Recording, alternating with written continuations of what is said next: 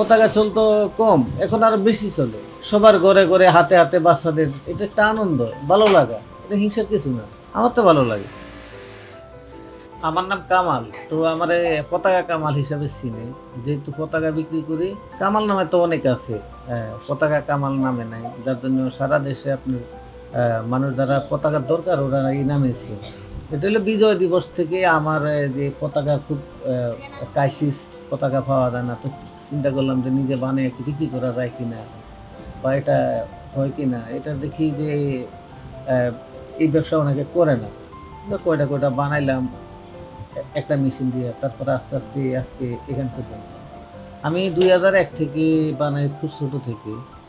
একটা পতাকা তৈরি করতে আমাদের কাপড় আনতে হয়, কাপড় আইনা মাপ মোতাবেক কাটতে হয়, কাটটা তারপরে সিলি কারিগর দিয়ে সিলি করতে হয়। সিলি করে আমরা এটা আবার পাইকারি বিক্রি করি। বড় ছোট মিলে প্রায় 3000-এর কম হবে। এমনিতে তো এখন ওয়ার্ল্ড কাপের কারণে বেশি চলে, তবে বিজয় দিবসে 16 ডিসেম্বরে খুব বেশি পতাকা চাই থাকে। আমাদের এখানে সব ধরনের পতাকারই অর্ডার পাই, তো আর্জেন্টিনা ব্রাজিল এই দুটারে অর্ডার বেশি আসতেছে। আমার এখান থেকে নিয়ে হকাররা বিক্রি করে বিভিন্ন জায়গায়, হ্যাঁ, বাসে করে বেঁধে তারপরে বিভিন্ন জায়গায় জায়গায় বিক্রি করে।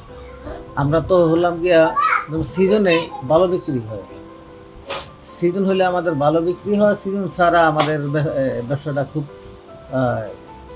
অনেকটা খারাপ যায়। তবে এটাই ধরে রাখতে হয়, এটাই ধরে আসছি, অন্য কিছু করি না, পতাকা নিয়ে আসছি।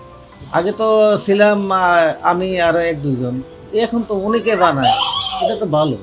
আগে পতাকা চলতো কম, এখন আরো বেশি চলে। সবার ঘরে ঘরে হাতে হাতে বাচ্চাদের, এটা একটা আনন্দ, ভালো লাগা। এটা হিংসার কিছু না, আমার তো ভালো লাগে।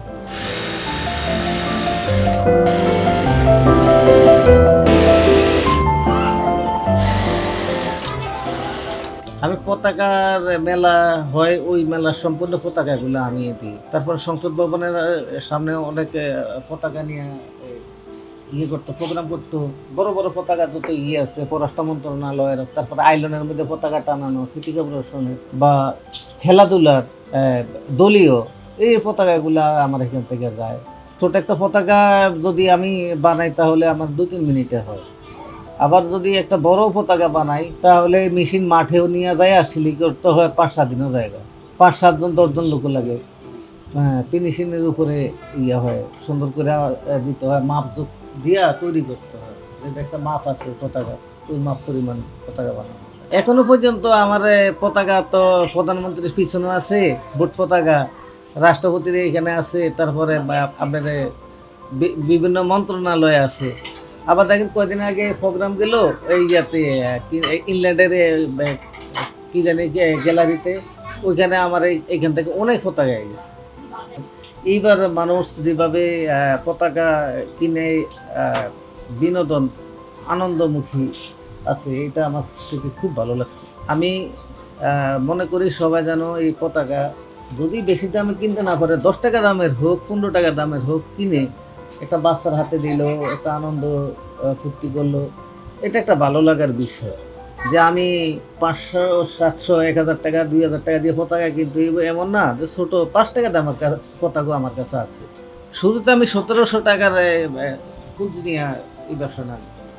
প্রথম আমি অর্ডার যখন এই পতাকাগুলো তৈরি করি তখন অর্ডার কয়েকদিন পরে আসছে, প্রথম আসে নাই। পরে আমার 10 ফিট, 6 ফিট, 5 ফিট এরকম একটা অর্ডার আসছে।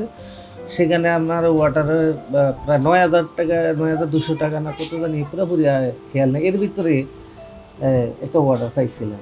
খুব ভালো লাগছে প্রথম।